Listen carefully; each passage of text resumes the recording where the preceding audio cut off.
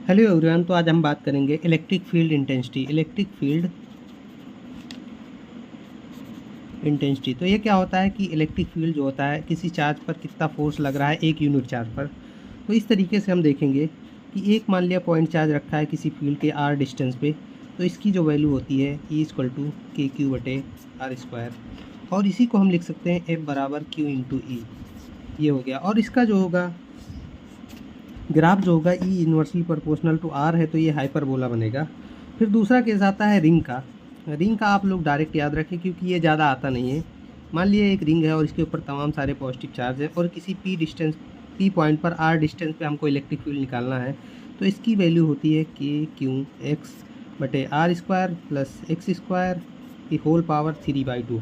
और इसकी maximum value जो होती है वो E मैक्सिमम जो होती है R रेडियस का डिवाइडेड बाय √2 टाइम्स, ये इसकी मैक्सिमम वैल्यू होती है। मतलब जो रेडियस होगी इसकी रिंग की, उसकी √2 टाइम्स होगी इसकी मैक्सिमम वैल्यू होगी। उसके बाद में हम दूसरा बात कर लेते हैं हाफ रिंग के बारे में। हाफ रिंग जो होती है, मान लिया ये रिंग है हाफ रिंग और इसके P पॉइंट पर यहाँ इलेक्ट्रिक फील्ड निकालनी है, तो इसकी वैल्यू जो होती है E=2k λ/R। ये हो गई हाफ रिंग की।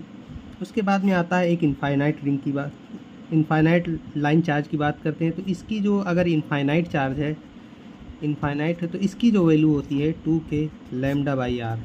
अब मान लिया एक सवाल करते हैं हम क्वेश्चन जो कि बहुत इंपॉर्टेंट है। मान लिया इनफाइनाइट लाइन चार्ज है और इसके ऊपर इसके R रेडियस में जो है एक इलेक्ट्रॉन घूम रहा है, तो इसकी अगर हमको वैल्यू निकालनी हो तो कैसे निकालेंगे इसकी स्पीड की वैल्यू, कि किस स्पीड से इलेक्ट्रॉन इसके चारों ओर घूम रहा है। तो इसके लिए हम लगा देंगे सीधे फार्मूला m⍵² R/2k λ/R।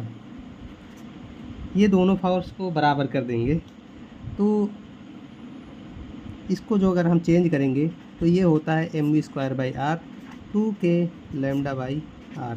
तो R से R कट जाएगा, V जो होगा 2k λ/m हो जाएगा। तो यहाँ हमको देखने को ये मिलता है कि V जो होता है वो ये R के ऊपर डिपेंड नहीं करता है। तो इस तरीके से ये बहुत ही इंपॉर्टेंट कंसेप्ट था जिसको हम लोगों ने कवर किया है। तो वीडियो अच्छी लगी हो तो लाइक करें और चैनल को सब्सक्राइब करें। Thank you.